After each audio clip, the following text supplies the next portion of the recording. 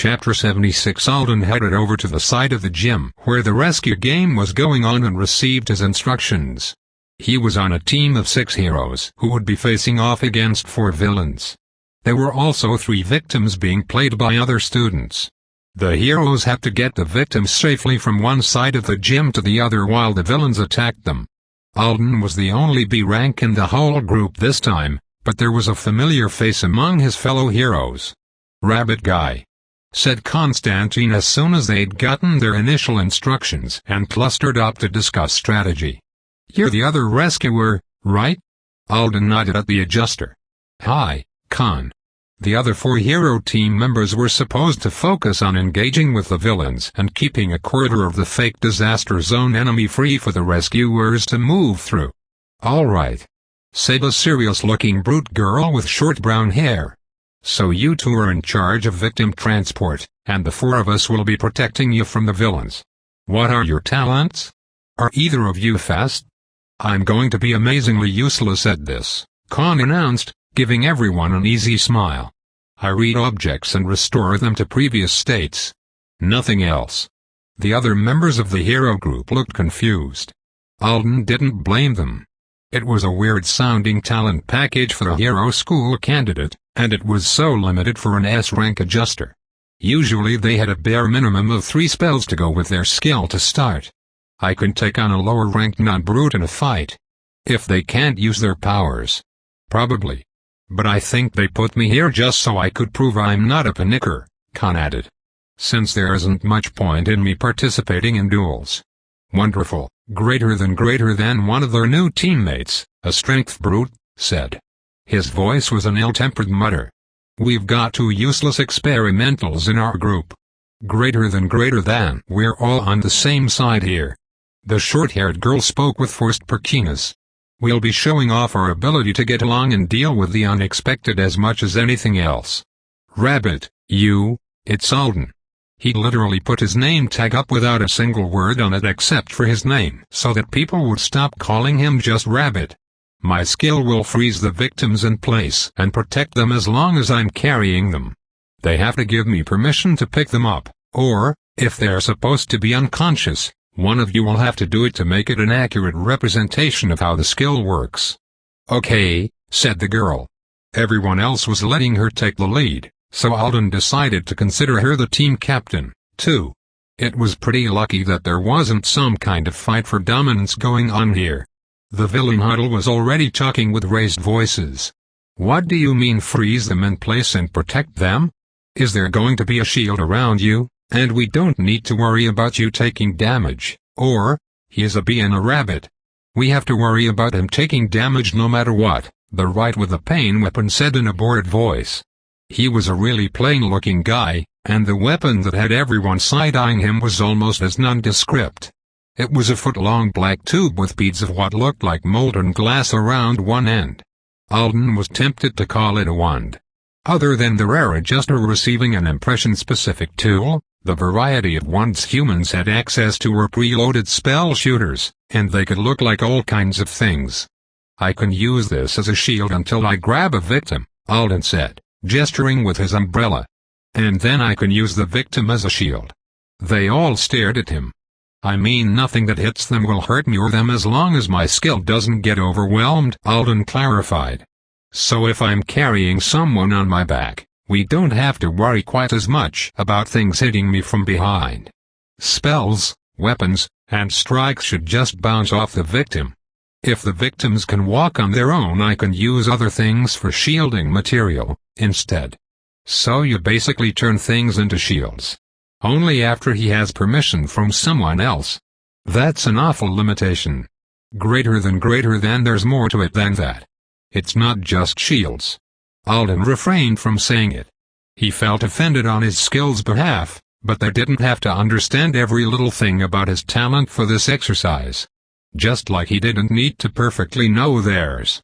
It would take 10 minutes to explain all the ins and outs of everybody's abilities, and they probably wouldn't even be able to make use of it. "I have a movement trait that only works on ground," he added. There was a ground shape around the villain team who'd been given stacks of sandbags to use, so there was a faint possibility of that coming into play. And I have a spell impression that turns these balls invisible and makes them scream. It's good for distractions. He held up one of the 2 temper spheres he'd brought for this exercise. Everyone else started going over their own talents, and a plan gradually began to develop. The captain girl, Emma, was a vocal brute. Like longsights and audibles, a lot of people thought the vocals should be considered a different class altogether. But if your powers were body modification related and you got a large number of foundation points, the system said you were a brute.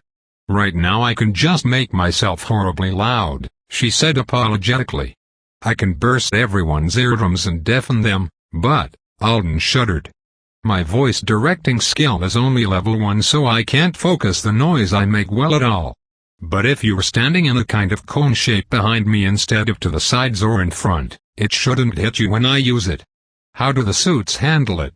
Constantine asked. Do they just hurt people's ears, or do they really cut sound? They do it pretty realistically, she said. The faculty have the gym set to make all the negative effects last for 10 seconds or less, though.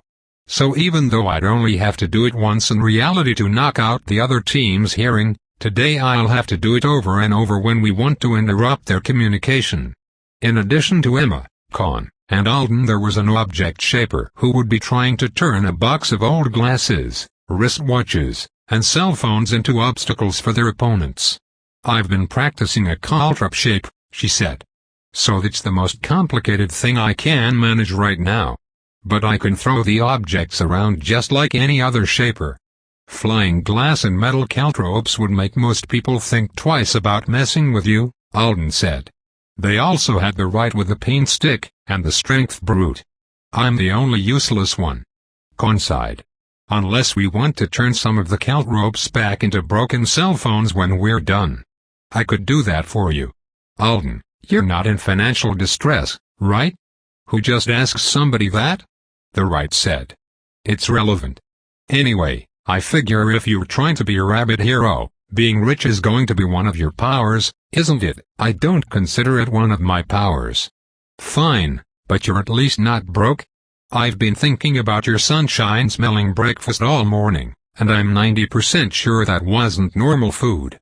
You're paying someone with a skill to cook for you. Whatever. I don't care. Can you afford to waste your temper spheres?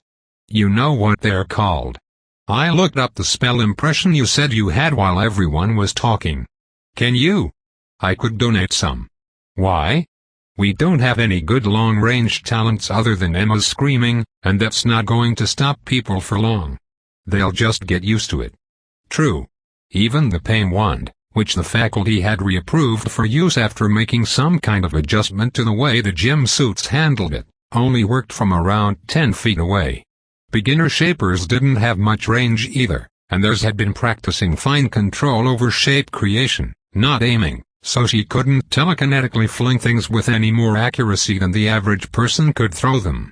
The thing is, Khan said, I think all of our victims will be dead right away if we don't focus on their Meister from the start. Their Meister? Asked Alden, looking over at the other team.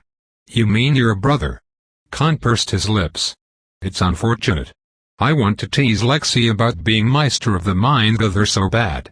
Because it's an alien whip. Called Mind Other. So funny. But it's actually useful and terrifying, and he's been practicing with it for hours every day. And he's pretty accurate with it from a long way away. Alden looked over in surprise. The thin gold chain of the strange weapon wasn't very long. You're just mentioning it now? Greater than their strength brute demanded. I wasn't sure what the faculty meant by pitting us against each other, Khan said with a shrug. I was trying to decide if they were testing brotherly loyalty or team loyalty or what before I said anything. You settled on team loyalty? Alden guessed. Actually, I just decided they were testing Lexi. To see if he'd hit me. He would be a shoo-in for the program, but he's gotten a reputation for exploding recently. A couple of suspensions on his record. The latest looked pretty bad. Anyway, I've been deliberately driving him nuts all day. I think they want to see if he'll focus on the task or if he'll take the chance to humiliate me. Even though there's not much point in attacking me at all, since he knows my magic isn't useful here. Alden was surprised. Con had seemed so cocky and confident this morning. Nearly relaxed. And quite dismissive of his older brother. But apparently that was more of a front than Alden had realized. So, I can be brotherly loyal by pointing you all at him and giving him an opportunity to overcome difficulty. And I can be team loyal by telling you that his whip is a mentally directed tool, and it's perfect for sneaking through openings in our defense and hitting the kill targets on the victims. And I can avoid him torturing me with it. Win-win-win. Then he smiled at Alden. Except for you. You have to lose your balls. Hilarious, Alden said dryly. But yeah, I can spare more temper spheres. I'll have to go grab them. They were sitting on a table full of other people's spell ingredients in the storage room under the bleachers.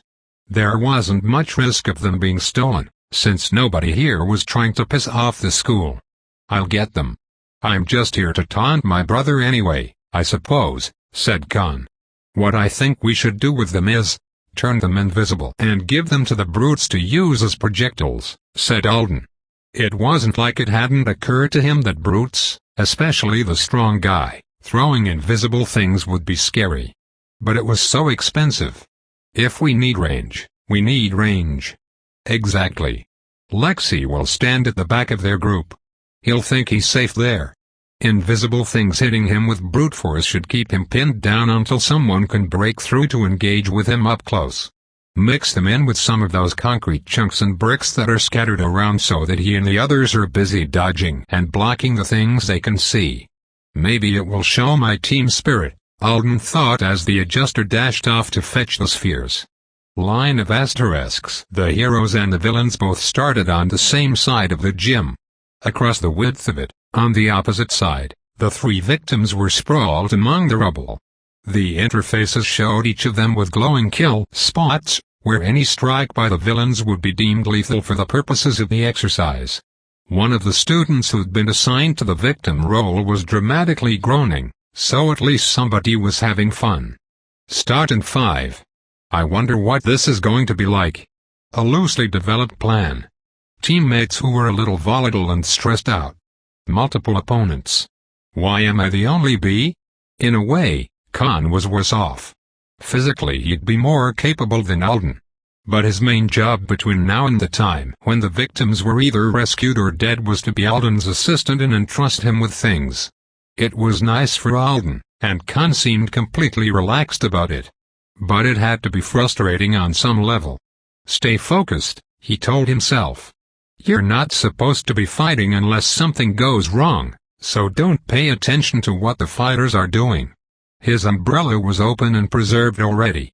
He was holding 7 temper spheres against his chest with his other arm.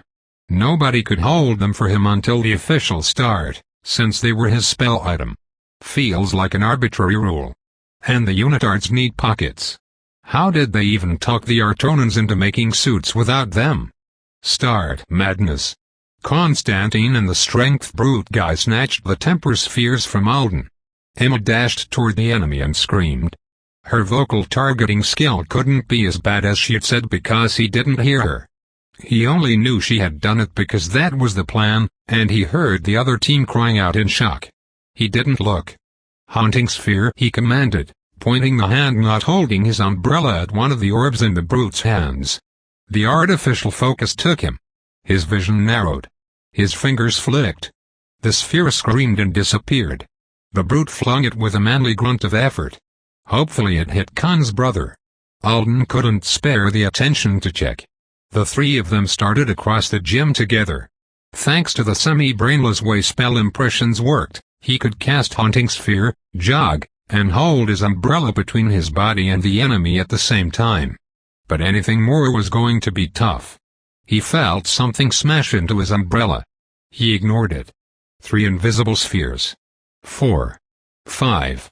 That's enough. He quit casting, and he and Con split off from their brute protector. Alden ran flat out the last few yards toward the first victim. Since people were actively trying to kill all the victims, it just seemed wisest to go for whoever was closest instead of trying to figure out who was the most injured. Diving behind a broken block wall that looked like it had been stolen from a real disaster site, Alden and Con examined the student lying there. She was a girl with a spiky hair who had her arms and legs in a starfish posture. Her tongue was lolling out. She had a piercing. "What's with the tongue? Are you supposed to be dead already?" Con asked. "Are you unconscious for this exercise?" Alden asked, targeting her and flinging the umbrella at Con. She didn't answer. "Guess she is a method actor. And she is unconscious," the adjuster said, closing the umbrella. "I give her body to you, bunny dude." "Freak," said the girl, cracking open one eye to glare at him. "But, yeah, bunny dude. You can pick me up." That was good. The faculty must have filled the victims in on the entrustment thing. "Great," Alden said quickly. "Con, are we clear enough for you to grab a second victim and follow, or?" "Should be. We moved so fast. Let me check." "You stay down." Con popped his head up over the wall. "Well, that's not good." "What?"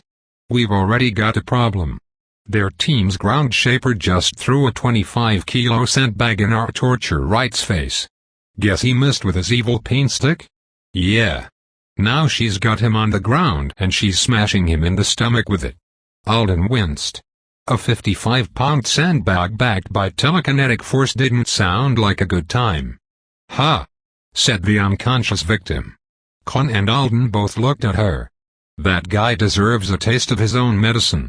He's getting pummeled. Emma and Caltrope's girl have got two of them pinned in the far corner.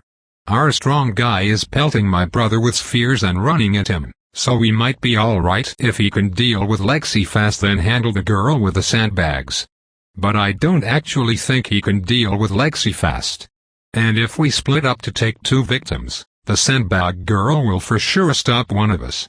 As the slightly more useful team member, Alden was supposed to keep his head down, but he was having a hard time picturing what was going on from the description.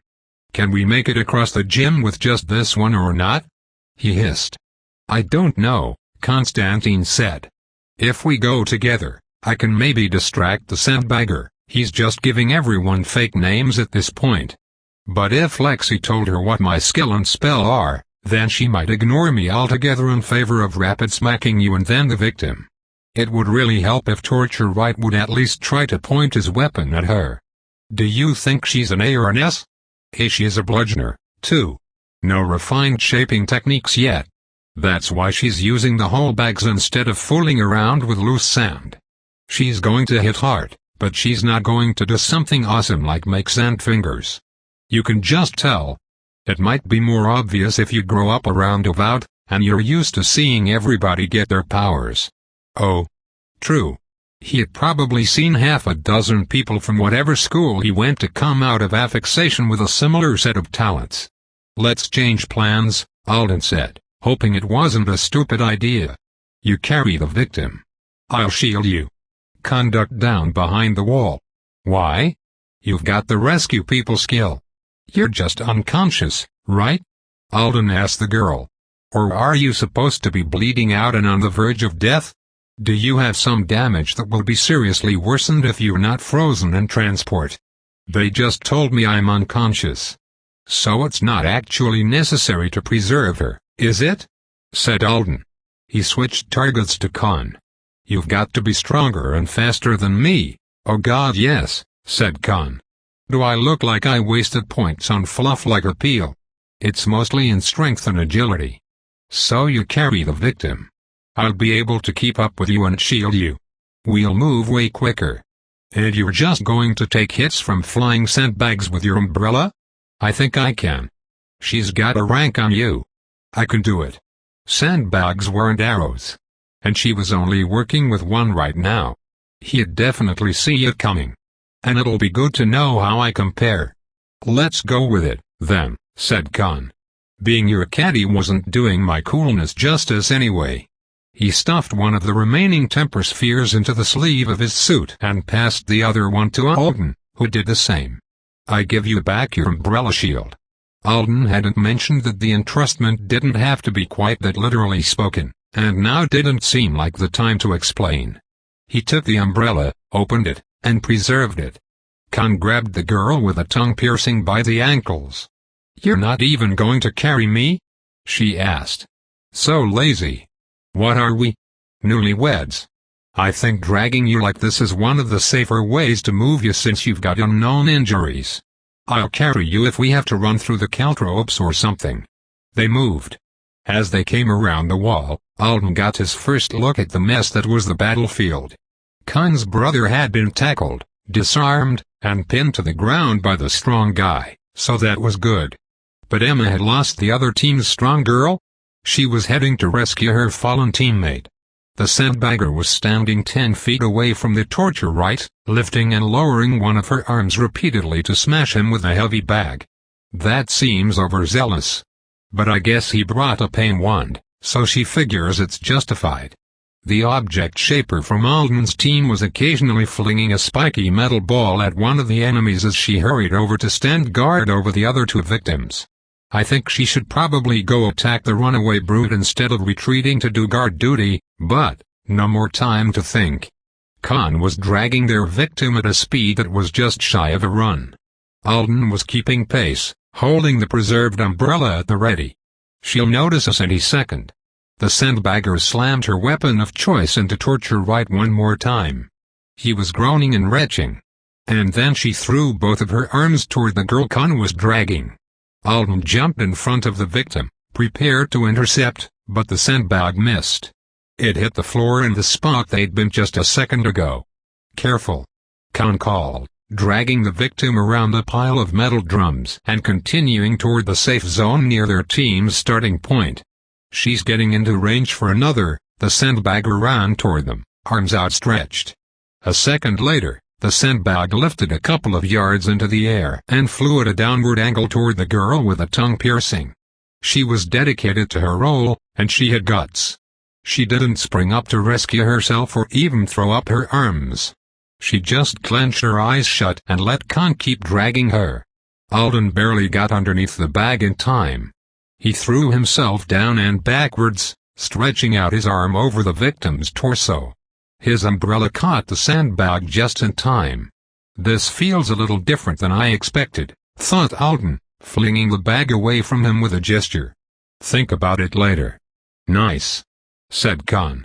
Alden made it back onto his feet in time to catch the sandbag with the umbrella again. This time the shaper kept smashing the umbrella with it, seemingly trying to get Alden out of the way. She was waving both arms at him in a comically worshipful-looking gesture to do it. Smash! Smash!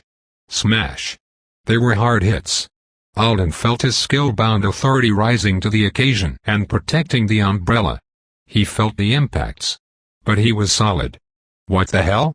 the shaper snarled, smashing the bag into him again. "Fine." She threw her arms in Khan's direction. The sandbag lifted into the air and flew toward the adjuster. He'd been making a break for it with the victim while their attacker was distracted. Alden wasn't fast enough to chase the sandbag down. It crashed into the S-rank, and he crashed into the nearby barrier in turn. Mentally cursing, Alden raced over, let the umbrella dangle by its wrist strap, and bent to grab the victim by the feet and drag her the last few steps into the safe zone. One victim rescued. The girl with a tongue piercing sat up and grinned at him. "Good luck," she called as Alden left her there and hurried back to help Khan. The other boy was being slammed into the barrier by the sandbag again and again for no practical reason. The adjuster wasn't even fighting back. He was just shielding his face with his arms. Torture Right was still on the ground, curled up in the fetal position. He shouldn't be in pain anymore. He was just freaked out. Their team channel was completely unused so far. Apparently, with the pace of things, nobody had had time or confidence enough to stop and give advice to anyone else. But Alden accessed it now to send a hasty mental text to the downed right. "You can get up. Nobody's paying attention to you. Go help someone." It was worth a try, he figured. But only one. Now he had to collect his own scattered thoughts. "I guess I should attack the shaper? Or do I grab another victim on my own?" His job was rescuing the victims, but that didn't mean letting Constantine become a victim in turn, did it? Where's everyone else? What are they all doing? No. Shit. Don't try to figure out every little nuance. Eyes on my own thing. Con didn't seem to be seriously suffering from the sandbag attack. It was just strong enough and fast enough to keep him from closing the distance between himself and the Shaper. But if Alden went solo to grab another victim, what was he going to do when he got them? Crossing the battlefield all by himself while he dragged or carried someone would leave him vulnerable. Wait, nobody's watching me at the moment either, so I can. He dropped his preservation, closed the umbrella, and started unraveling fishing line from around the pole as fast as he could, spinning it rapidly so that the weighted line unspooled. What is that? 10 feet? 12? Enough. He represerved. Just don't cloth this line anybody with it. It should be fine. He ran toward the sandbagger, his bizarre fishing line lengths extended in front of him. Her arms were still going up and down to direct her sandbag. Stop her hands or the bag? He went for her hands.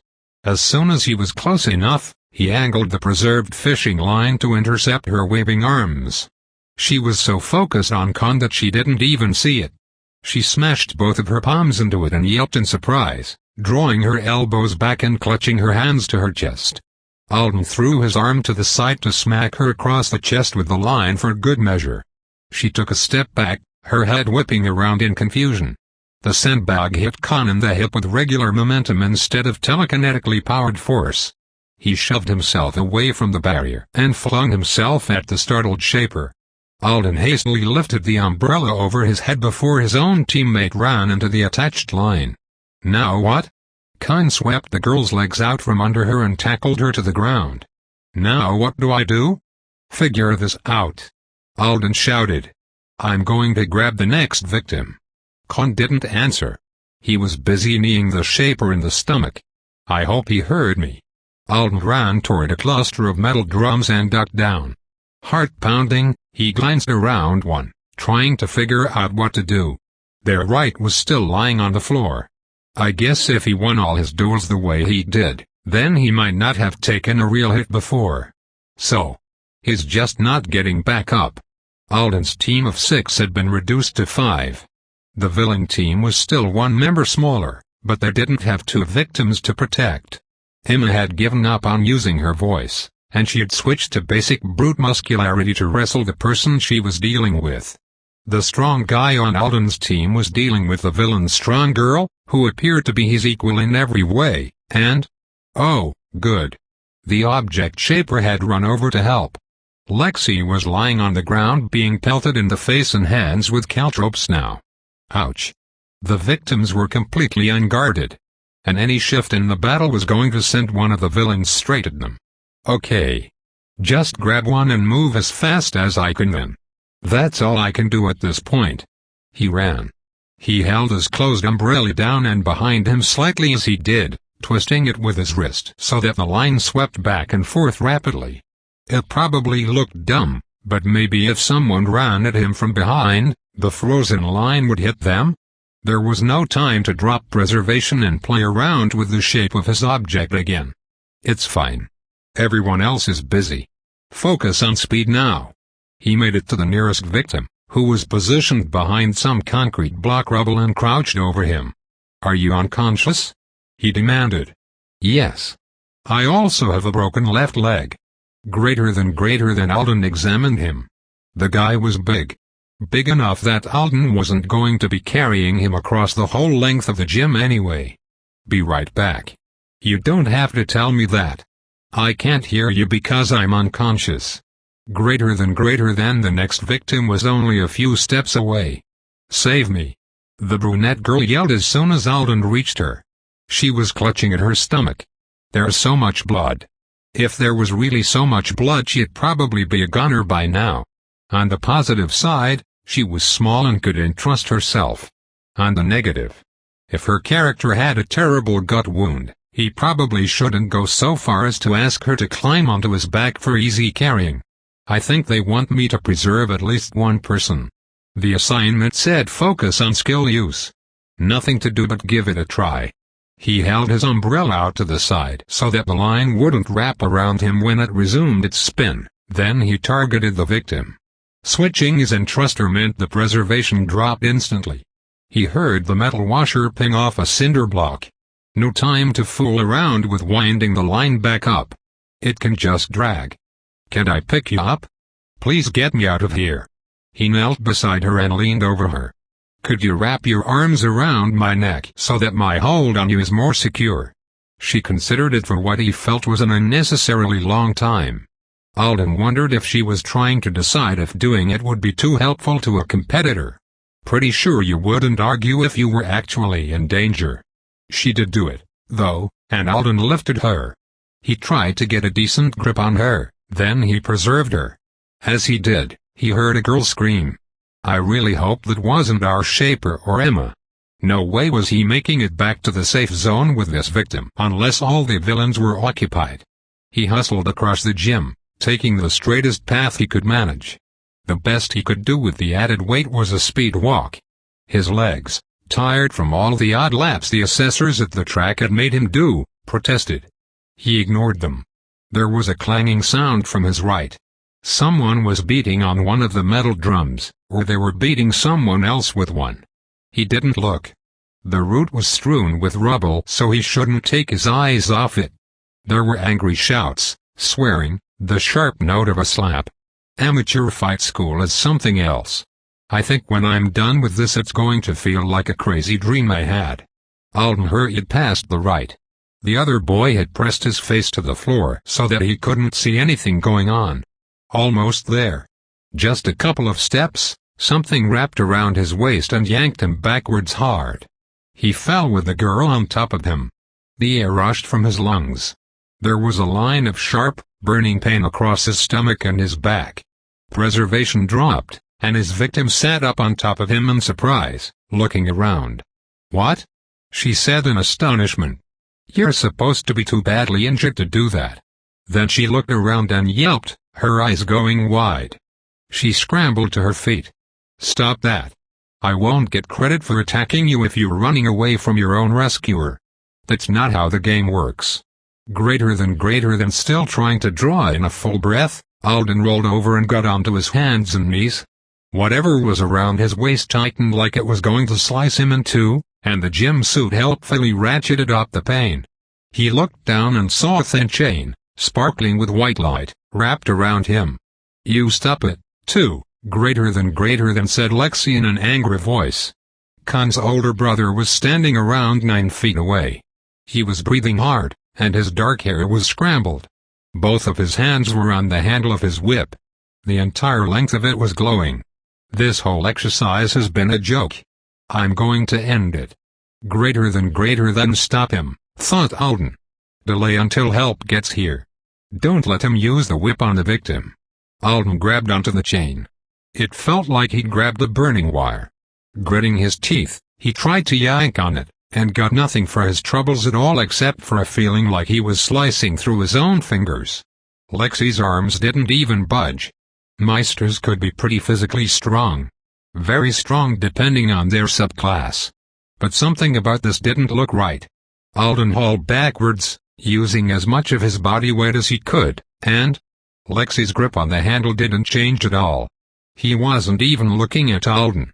He was still glaring at the victim in annoyance, clearly pissed that she wouldn't lay back down so that she could be properly killed. Magic weapon. Fuck. He's fighting with magic, and I'm fighting with my muscles. Him trying to manhandle the chain whip must be the same as Natalie Quire and her roommates taking on the ice cream cone protected by the bearer of all burdens with slaps and meat hammers. Gotta try the more mundane target then. If I stay tangled up with his whip and keep his body tangled up with me, then he hasn't got anything to kill her with, right? Alden got his feet under him and launched himself at the Meister's knees. The physical attack was so much less effective than it had been versus Tatiana Evans earlier. He hit Lexi, and Lexi did hit the ground. And then a fist smashed into his back so hard he lost the ability to breathe again. That was the only thing that kept him from shouting out loud as he felt something pierce his right calf muscle. It felt like his leg was on fire. Just lay down and stay there. Greater than Lexi shouted, digging a fist into Alden's ribs this time. The burning whip Alden had been counting on keeping entangled with himself suddenly disappeared from around his waist. It didn't unwind. It was there one instant and gone the next. Lexi kicked Alden off him and stood. The whip was in one hand. The chain was short and gold again, like it had been when Alden had first seen it this morning. Can he phase it? Or recall it? Alden tried to rise, but before he could regain his feet, Lexi lashed out with the whip again. Not at him. No. The chain lengthened in a flash into its glittery white magic mode and wrapped around the girl.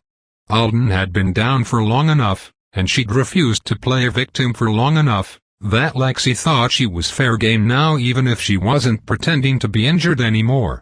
The tip of it elongated and struck like a snake.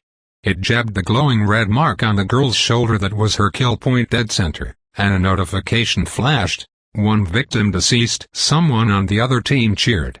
Lexi nodded in satisfaction. His whip vanished from around the victim and returned to its starting form. Then he turned and started to run. He's going for the other victim. Alden was on his feet and after him in an instant. He was almost fast enough to catch him. He definitely would have been if the gym floor was ground and his trait was active. I'm not going to make it. Then a cell phone smacked into the side of Lexi's head. It wasn't a very hard strike, but at least the object shaper had made an attempt. She was coming up from their left. Lexi threw the hand with the whip out almost casually, and the tip of the chain struck her in the stomach. She screamed and bent double. Lacking any better idea, Alden grabbed the temper sphere from inside his sleeve and threw it as hard as he could at the Meister's back. It probably didn't hurt much, but it did make the other boy look back. "Haunting sphere!" shouted Alden, pointing. He only did it because it was the one tool left in his arsenal. He didn't have a single expectation for it. So it was a big surprise to him when, at the sound of the ball's scream, Lexi jumped and whirled around with his whip raised. His head jerked back and forth, looking for the source of the noise. He didn't know the spheres did that. He was deaf from Emma's screaming when they were going off earlier. Alden forced himself to keep running at the Meister even though he knew what would happen next. Lexi flung his whip out again. The chain caught Alden in the side.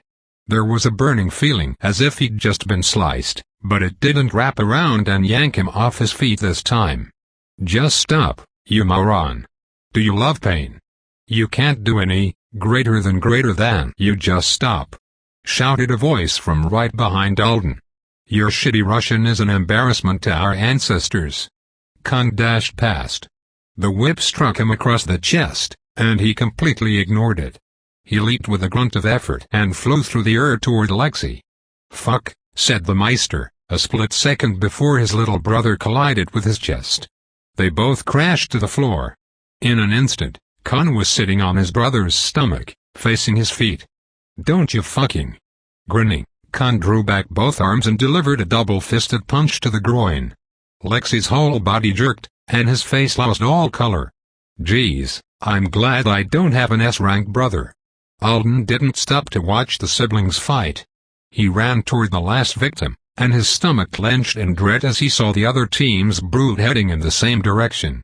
She cleared a block wall taller than Alden's head by springing over it. Strength brute. A rank. That's a bad matchup. Probably the right thing to do if this was a real crisis was run away or wait for more qualified help. But that wasn't the point today. "I need a shield." Thank goodness for wrist straps. The umbrella was still with him, though a tug a few seconds ago made him think the washer had caught on some debris and the line had snapped. "Target Khan." He gasped. He couldn't take the time to turn around and point, couldn't think through the authority control required for targeting someone he couldn't see at this moment. The system was still a valid quick choice. Text Khan. "Khan, tell me to pick up the umbrella." Even as he said it, he flung the umbrella ahead of him. It bounced off the ground and rolled toward the third victim. He really didn't expect the adjuster to hear his shout or see the message in the midst of what sounded like a zealous English-Russian swearing match with his brother. But Khan must have had more presence of mind than Alden had given him credit for. "Pick up the umbrella." "Thanks." He reached the last victim. He snatched up the umbrella, popped it open, and turned to face the oncoming brute. "She's already on top of me." Shit. Instead of hitting him, grabbing his umbrella, or dodging, She just tried to bull right through like Alden didn't exist. That is such a strength brute thing to do. She smashed into the umbrella and bounced off like she'd hit a wall. She sprawled backward on the ground, dazed and blinking up at the rafters of the gym. She took a deep breath. Then, "Oh," she said in surprise, lifting her head to look at Alden with wide eyes. Her brown ponytail swung as she hopped back onto her feet. "Okay. She's going to hit me." He stood in front of the victim, holding the umbrella out. The girl picked up a cantaloupe-sized chunk of broken concrete. She held it in both hands, crouched a little, narrowed her eyes. "Oh fucking no." She threw it at him, aiming low. It flew so fast, he considered it a miracle that he intercepted it. It hit the very edge of the umbrella, and it shattered. Alden felt chunks of it hitting his lower legs and the tops of his shoes. More importantly, he felt his skill straining to keep up with the force of the impact. That was almost too much. I'm positive if I wasn't lying about my skill level by a massive amount, that would have taken out the umbrella. And my arms. And probably both of my legs. I guess I should go behind you, huh? Damn it. She bent her knees and jumped over his head. Great, greater than said the supposedly unconscious victim. She's gonna smash me from above. Greater than Alden spun and threw the umbrella out to protect him. The brood girl landed on top of it, lost her balance, slid off the side, and elbowed the victim in the kill point as she hit the ground. It almost looked like an accident. Maybe it was. But the rescue game was still over. Chapter 77. This is like Saturday morning cartoons. But better. We should hold these more often. The middle-aged brunette woman who'd spoken was sitting at a table positioned at the front of a large classroom. To her left, a younger man in a sweatshirt, bar shorts, and flip-flops was doodling on a tablet. And to her right, a man with short, salt and pepper hair was sitting with his arms crossed over his chest while he watched the images being projected onto the classroom's wall. They showed a live feed of some of the battles currently taking place in the Chilena North High Gym. Organizing this 6 times a year is already a strain on the Office of Admissions. We're talking about reducing the number of third-round interviews and knocking the combat assessments back to a quarterly schedule, he said. That would be a shame. The production of these videos is good for superhumanity. She pointed one ruby-colored fingernail at 2 girls who were pulling each other's hair and yelling. It's like watching puppies fall all over themselves. Or like kittens batting each other with their little paws. One of those girls is an adjuster. The other started out with a gun. Where are the bullets? Where are the spells? Why are 2 ranged power users doing? She meant punching the air with loosely balled fists and meowed. Can we rewind that section and watch them again? She asked. Surely they started out dueling normally. They are probably scared to seriously hurt each other. Or to get hurt themselves. But they didn't want to quit, said the man in the board shorts. The same as so many others, said the older man in a dismissive tone. We should be using this time to focus on footage of the interviewees we're responsible for. The woman gave him an amused look. Torsten Klein, you could take a little pleasure in watching the newest generation discover that the system didn't turn them into gods of war when it gave them their powers. Some of them are funny. There are 2 boys who've been chasing each other around in circles for their entire duel. They haven't done anything but run. It looks like playground tag. See? Skiff agrees with me, said the woman. And the alumni gallery is supposed to give us their opinion of the students' combat performance. Review the highlights we've already gotten for previous students if you want. I want to see some of the general madness. We only have time to enjoy the whole spectacle right now because of the dropout. I'm surprised only one of our interviewees has dropped out at this point, said Skiff. It felt like a lot of people decided to quit earlier in the day when I was going through this. That's right, Skiff. You're a baby. And you went through the high school program. You must have done this stage of the admissions process. Did you show people a real fight, or were you this precious?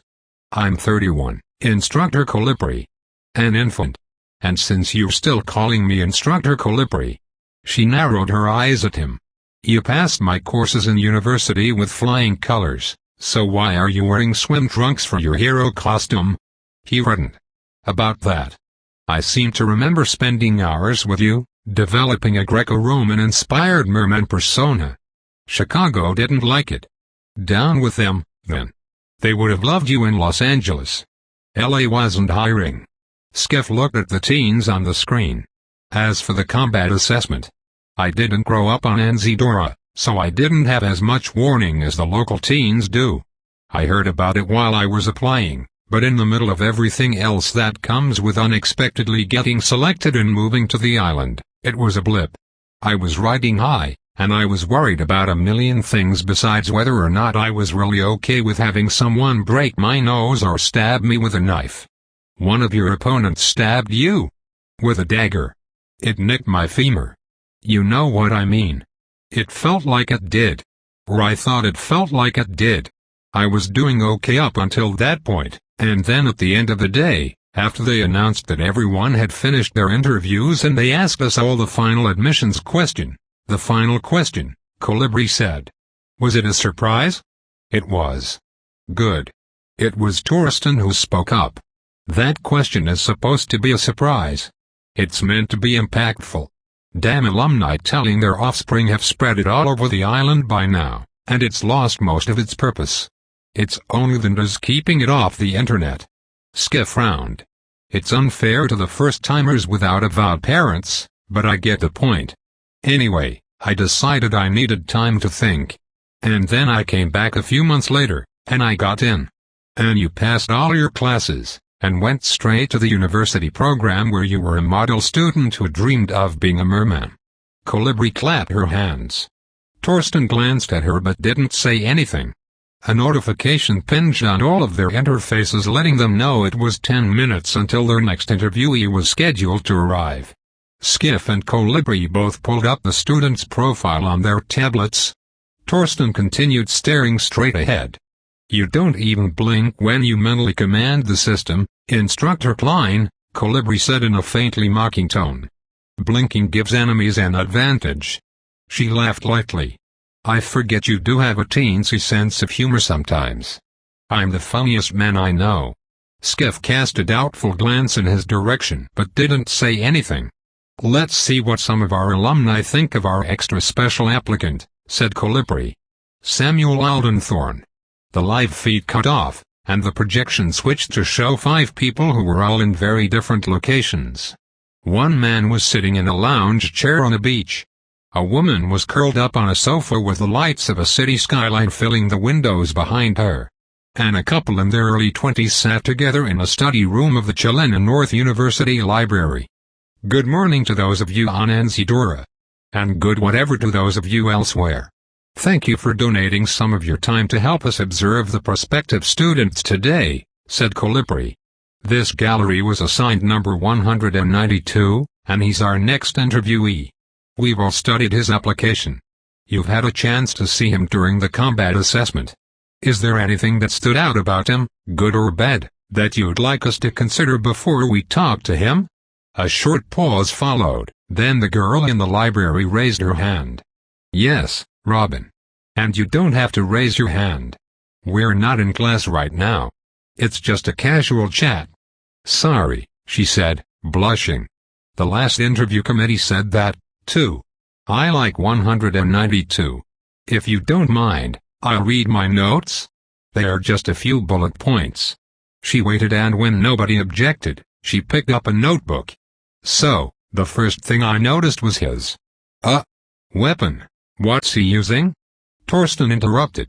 Skiff tapped on his tablet, and a moment later, an additional video window was projected above the faces of the alumni gallery. This is the heroes versus villains game. That's an umbrella, said Torsten in a startled voice, as the boy on the screen jumped in front of a flying sandbag. Yes, Instructor Klein, Robin said. I was surprised. At first I thought, whoa. That's one of the weirdest meisters I've ever seen. Someone should tell the system to knock it off. Several people laughed. But then he didn't seem like a meister. He's not slick with his umbrella. You can tell there's no special umbrella-wielding knowledge. And finally in the group match, it was confirmed. The umbrella is just a prop. It seems like he could use all kinds of different things as shields. He's also got a spell impression. And he freezes people, which I'm assuming makes them safe. I've gone off my notes a little bit. She looked back down at the page. What I wanted to say was, it seems like the umbrella and the fishing line were a choice on his part. I'm sure he could have picked something more effective if he had more experience, but I appreciate that he went with mundane items. Most teens would be tempted to choose something more impressive looking, but it seems to me that 192 was trying to be practical and show off his creativity. I like that. I also like that the ability to use everyday objects with his talents has great branding potential. I know Instructor Colibri is always bringing that up in class. Lastly, he's not hesitant. I only saw him freeze up a couple of times, and after re-watching them, I think they were because he couldn't figure out where to put himself on the battlefield, not because he was panicking or afraid of taking hits. I noticed that last one, too, said the man on the beach.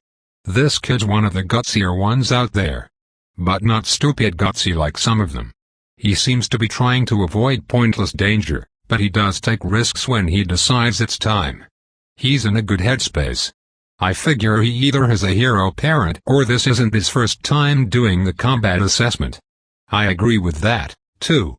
A fluffy white lapdog had just jumped up onto the sofa beside a woman who was calling from her living room, and she scratched it behind the ears while she talked. Well, not the parentage part. I didn't bother to consider it. But he's a level-headed young man. He was assigned to the rescuer position, which usually implies that he is one of the team members less suited to fights. However, he didn't run from the ones that came his way. And he's much less afraid of the gym suits than most of them are. The man in the library with Robin spoke up. We have a record of their team chat from the group rescue game. He is the only one who actually tried to use it. One of their teammates gave up, and he tried to get him back into the fight. It was a waste of time in the end, but if the teammate had responded to the instruction, the battle would have tipped in their favor. Greater than. He failed in some ways, the woman with the dog said. But those failures all seem to me to be failures of knowledge and training. And knowledge and training is what the school exists to provide. The moments from Alden Thorne's duels that the alumni had deemed the most significant were playing on the screen. The interviewers watched them with very different expressions on their faces. Skiff looked surprised and relieved. Colibri was smiling. Torsten's severe expression shifted slightly into a frown. He's not doing bad at all, said Skiff. Actually, he's doing better than most. Oh. That one boy is just laying there, isn't he? For the whole fight? What happened to him? Sandbag to the gut, said the man on the beach, shaking his head. In the kid's defense, it was a lot of sandbag to the gut. I know I'm not evaluating the ground shaper who did it, but she's got a fixation problem. Once she's found someone to hit, she just keeps hitting them. Might drop a note to her committee asking them to prod her.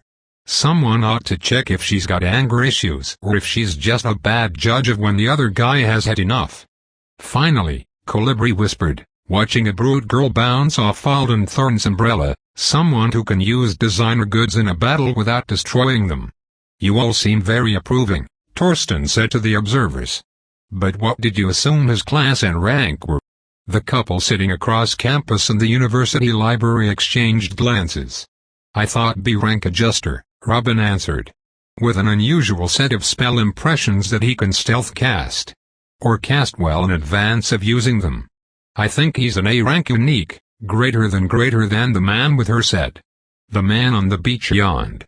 I considered a sky or object shaper with a control method other than the usual physical gestures. Never seen a brand new avowed with that kind of control. Seemed unlikely but not impossible.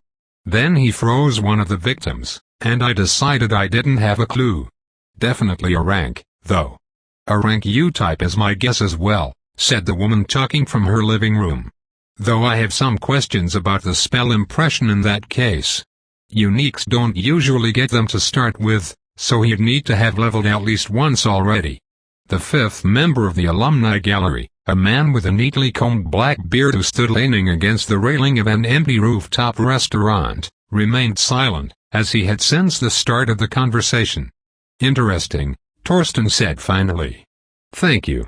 How would you rate his performance if you knew his class was?" "The correct procedure is for the gallery to give unbiased opinions," Colibri interrupted. Her voice was pleasant on the surface, but there was an undercurrent of censure in it. "So they should offer their final official recommendations for this candidate without us giving them any additional information." Torsten narrowed his eyes at her. "In this case, since they're making certain assumptions, don't you think?" "I agree with Instructor Colibri," said Skiff, twirling his stylus nervously between his fingers. He glanced at the man with the black beard. "We've had access to all of 192 single quote S application information. They haven't. We can always make our own judgments now that they've put together the highlights for us. But it's important to hear from people who don't know anything about the student. That's how it's supposed to work." "Well, now you've all got me curious," said the man in the lounge chair. He brushed sand from one of his arms. "But fine. I didn't see any major issues. Just normal stupid new kid stuff. And less of that than most of the other squirts I've been watching this morning. Based solely on what I've seen today, I think he's a solid choice for the hero track. Based on attitude, the shielding ability, and the apparent potential of that human freezing power, I'd say he is a yes, too," said the woman on the sofa. "I wouldn't have minded having him on my team when I was doing that same exercise a few years ago, greater than the boy in the library offered. So I say yes. Greater than his girlfriend hesitated. Since I'm the only one who thinks he's a B rank." "Why did you think that?" the other woman in the evaluators group asked curiously. "He's physically too weak for an A rank guy, isn't he? It seems like he's low on stats. We haven't talked about his earlier duels, but the fight with the Sky Shaper girl and the Archer were more telling on that front. I guess he could have put everything into hidden qualities. Micro adjustments to senses. Or a lot of stamina. Maybe the system let him boost some processing qualities outside the norm? But I'm not seeing a rank stats. You're assuming he's not a U or some unusual subclass that the Artonans gave peculiar starting stats. Greater than she nodded. Horses not unicorns, right, Instructor Klein? The stern-faced Torsten cracked his first smile. You remember my lessons well, Robin. Robin's boyfriend made a few hand gestures, and a second later, the display of the candidate's highlights shifted to show a concrete chunk smashing into the edge of an umbrella and breaking into pieces. That brute looks like an A, greater than he said. And that was a full-strength toss. After bouncing off his shield on her run-through attempt, she decides to really try with the throw. You can tell by her posture. Maybe it was already a fragile piece of rubble. But the umbrella doesn't even budge. None of the forces transferred to 192 single quote S-arm. That doesn't look like a new B-rank's talent taking a hit to me.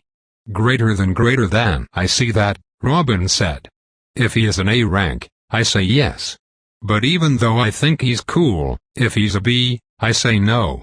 Sorry, I know that's not really how we're supposed to evaluate, but his main spell, or his skill if that's what it is, also seems to have some kind of weird condition. He asked another boy on his team to tell him to pick the umbrella back up. Starting powers are extremely important, but we don't have to evaluate based entirely on current limitations, the man in the lounge chair said. His mindset matters the most at this point. Especially if you're right, and he's an adjuster. He just has to level enough, and he'll have more decent spells to choose from. Whichever rank he's at, the faculty can guide him toward choices that will increase his combat ability. Robin nodded. I understand. I still feel like based just on what I've seen today, though, I would worry if he were a B, so 3 yeses, and 1 conditional yes-no, said Colibri. You all found this performance well above average in general and saw no major cause for concern. Is that correct? They all nodded. Excellent. If you'll all please remember to take a few minutes and type up a quick evaluation for 192 to receive at the end of the day, then, I say no, said the man standing on the rooftop in a flat voice. The other 4 evaluators looked surprised. I wondered why you were dead quiet over there, said the man on the beach. Why didn't you speak up sooner? It's really inappropriate for you to comment on this candidate, isn't it? Skiff interjected, staring at the fifth member of the gallery. I wasn't going to say anything since you were being quiet.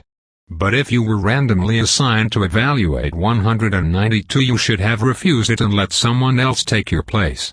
Obviously. The other alumni were wearing very curious expressions. Skiff has a point, Colibri said lightly. Even if you offer an evaluation, Arjun, we can't take it into consideration. I'd like to hear what he has to say, Torsten Klein said. Of course you would, Colibri replied. But that doesn't change. He waited until everyone else had given their unbiased opinions to talk. We know what they think. So let's hear him out. If we know their unbiased opinions, I don't see why we ought to hear biased ones now, Skiff protested. That's not how it works for any of the other kids. Why should Thomas even be here when I slipped him into the group, said a voice from behind them. The interviewers turned to see Leslie Celeste riding between a row of student desks toward the front of the classroom. Because he wouldn't stop bothering me once he caught wind of the student's application. And he promised to volunteer his time as a guest instructor frequently and enthusiastically in the future. Hello, everyone. I wanted to hear this conversation. I'm sorry I seem to have missed the first half of it. Who is 192, anyway? Asked the lounge chair guy. Has he got important heroes for parents or something?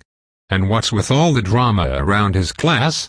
I'm surprised Torsten hasn't already spilled the beans, the principal said, her hands gripping the back of a plastic chair while she looked at the assembled heroes.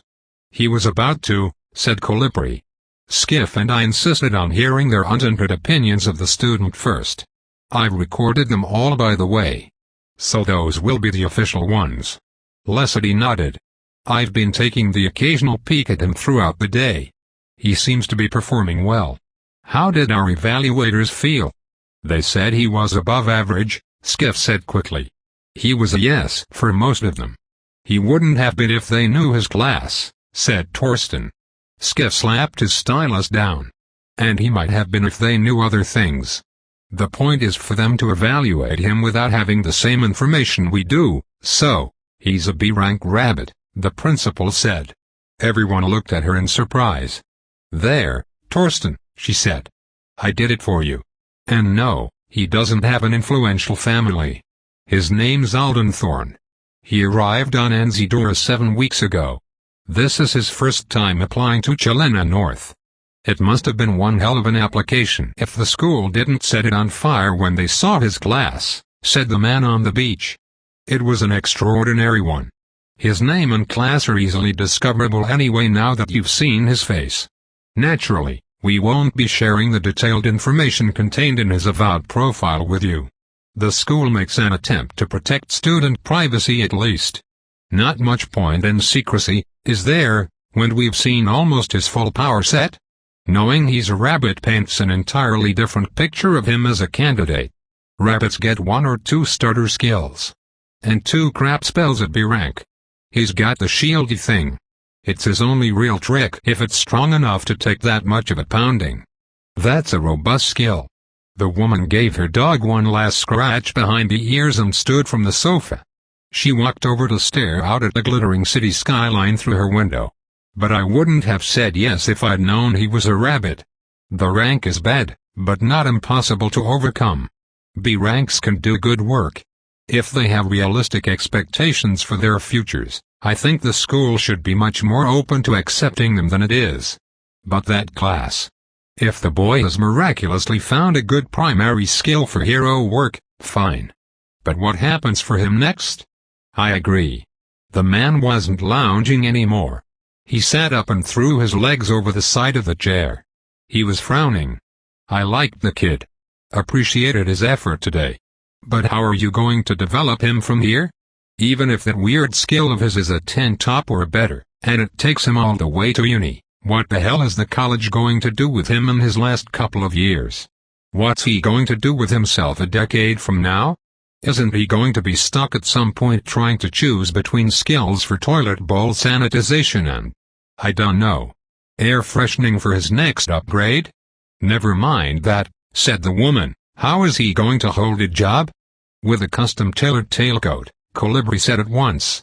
And white gloves. For a butler rabbit vibe.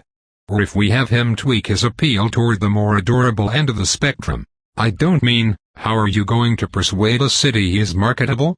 I mean, how is he going to stick around in one place for long enough to actually do hero work? If you successfully run a rabbit through the program, and he levels quickly and starts picking up new skills, he's bound to choose one that the Artonans are hungry for at some point. And there's no long-term development path that will take him to the next level as a hero, the man said in a frustrated voice. Not unless the rest of you know about some rabbit skills that are actually good for combat or rescue work. I won't deny that there could be some, Torsten said, leaning back in his chair with his arms over his chest. The skill list for the class is even more absurd than the system's usual offerings. And Gravex seemed to do fine with it. Jesus, are we comparing ourselves to Gravex now? Even the not-avowed ones can kill things the size of a grown man with their tongues. And they've been pals with the Artonans for more than a millennium. They know more than we do. I'm pretty sure the aliens like them more than us. And at this point, I'm assuming the wizards have gotten around to actually customizing some of their sillier-sounding skills to perfectly suit their murderous needs. I was just pointing out that I had actually considered the possibility that useful skills for hero work might exist within the class, Torsten replied. He turned and raised an eyebrow at the principal. But as I said the minute I received his application, we don't know of any. Because of that, directing Alden Thorin toward such choices will be impossible. Our instructors can help him learn to maximize the skill he currently has. But what if it tops out at level 5? Even if it's a 10 top, or if he's lucky, and it's a few levels higher than that, it won't be enough. As a B rank, one skill won't allow him to keep pace with other career heroes. At worst, he won't even be able to level it far enough to meet the high school graduation requirement. At best, he'll be stuck as a lifelong bottom-tier supporter. Even if he's satisfied with it personally, it's not the kind of student we would usually accept at Chelena North. The boy sitting in the library spoke up. If you don't know what his skill's maximum level is, does that mean he's one of the only known possessors? Greater than. That's a good point, Robin said. If he picked rabbit, and he chose a random skill nobody knows about. That's not very serious-minded, is it? That doesn't sound like someone who actually wanted to attend a hero program to me. It sounds like he wanted to be a rabbit, and then he got an interesting skill and applied to Chelena North on a whim. I don't think it was a whim, Skiff said immediately. At the same time, Argent Thomas said, he knew what the skill was before he chose it. Everyone looked at him. He stared down at where his hands rested against the rooftop's railing. His next words were spoken quietly. I don't know it for a fact, but it would be a shock to me if he'd accidentally acquired a skill with that sort of effect. But whatever Alden plans to do with the rabbit class and that skill is irrelevant today. The boy can become a superhero if he wants to. Or not. As Leslie knows, I'm objecting on the grounds that the hero track is an inappropriate environment for him right now, and even his presence on the gym floor today is proof that the school is overeager to accept him for some reason. I'm not sharing his profile with you either, Arjun, the principal said. Your concerns have been noted. I've let you serve as an evaluator and cast your vote. Now you can write up an evaluation and use it to tell Alden why you don't think he should attend your alma mater. She smiled at him. I'll send your guest lecturer schedule soon. But I think that's all the time we have for this chat. The subject of our discussion should be done having a final, painful duel with one RS rank prospects about now, and he'll be coming in for his interview any minute. Thank you all for your time. Arjun opened his mouth. Wait, protested the man on the beach. You can't just leave us dying of curiosity like, the connection to the alumni gallery cut off suddenly, and their faces disappeared. So even Arjun doesn't know about the star then? Torsten Klein said to the suddenly silent classroom. He's not well connected anymore, the principal said. By choice. and he's too ashamed to call Gemma Elber and ask what's going on with the boy's application. Does she know already? Colibri asked. I'm surprised. She's so apolitical. People tell hyperboles things even if they aren't political creatures.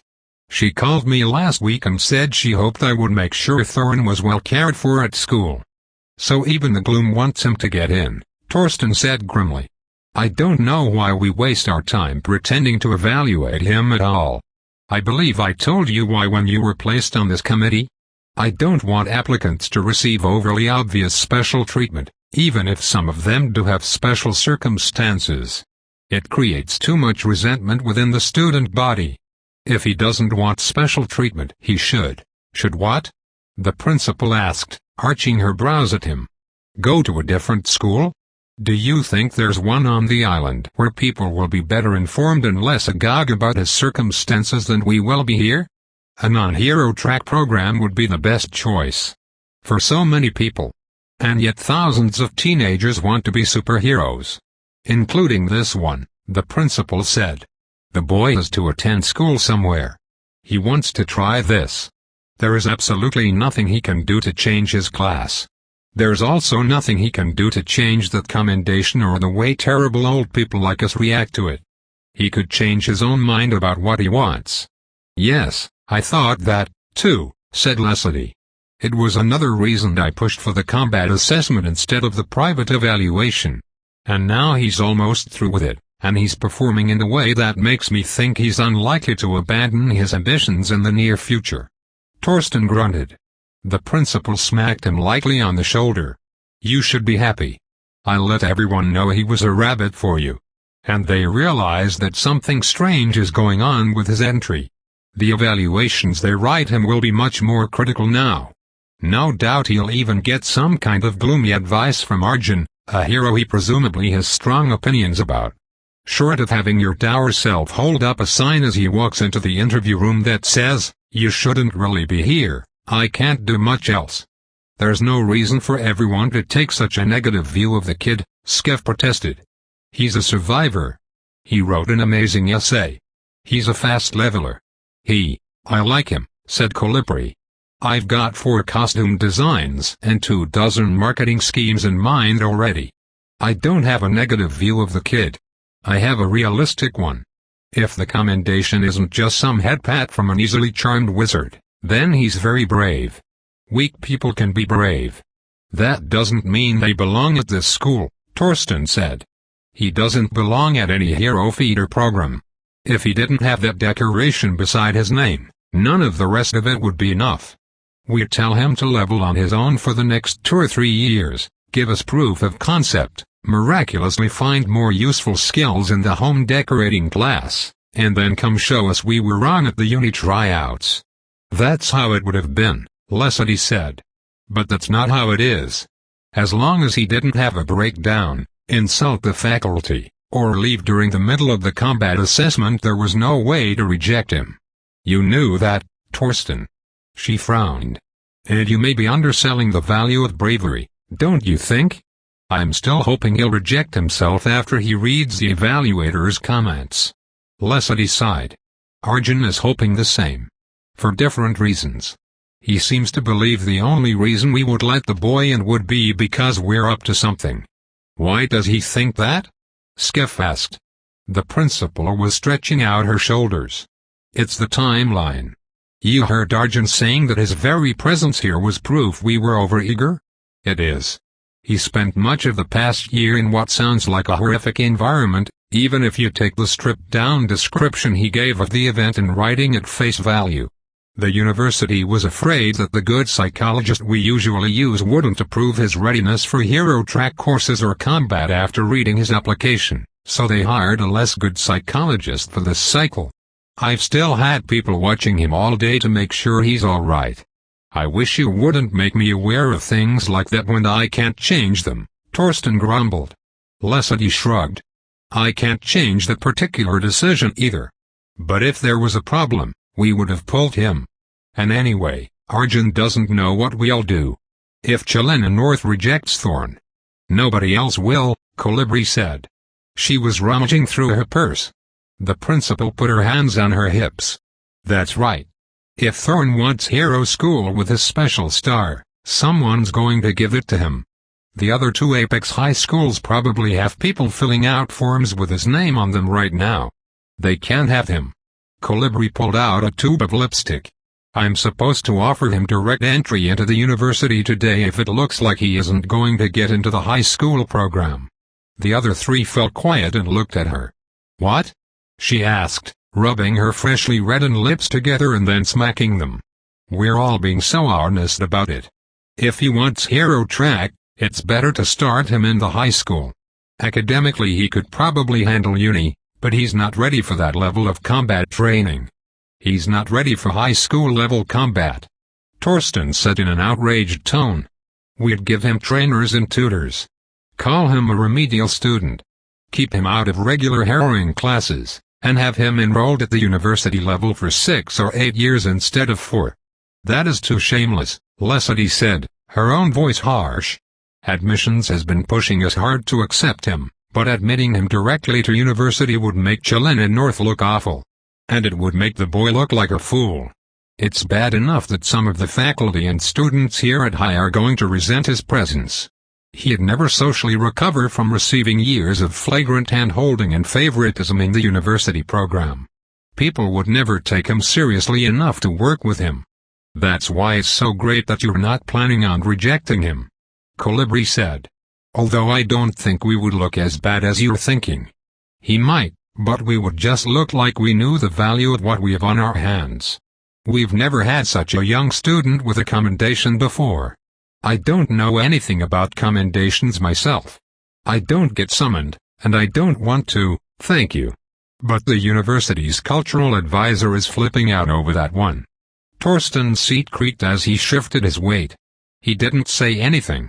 Yes, Colibri said. It's something over the top. And I don't just mean that general person's rank number. They say we don't even have record of an alumni receiving that particular wording on a commendation. The culture advisor thinks that one day after the boy has settled in, when the wizards swing by for a visit to repair the gyms and the other magical facilities, we just trot dear Alden out to say hello to them. They are going to see commendation plus kid plus educational facility, and great things will happen. I hadn't thought of it that way, Skiff said in a stunned voice.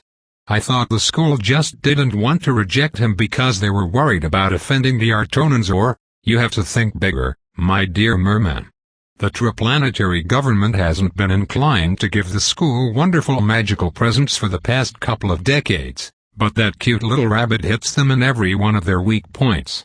So, don't try too hard to scare him off, Instructor Klein.